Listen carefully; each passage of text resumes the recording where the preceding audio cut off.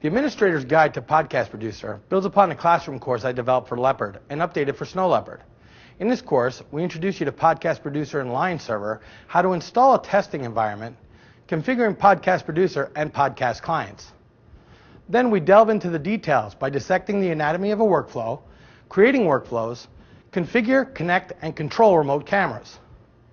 Once the podcast media is processed, it is all stored in something called the Podcast Producer Library.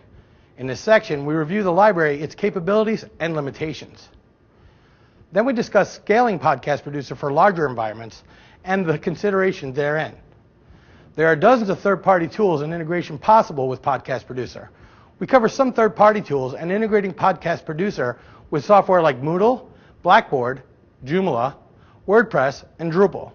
For those administrators that enjoy scripting skills, we review the command line tools available for podcast submission and Podcast Producer maintenance.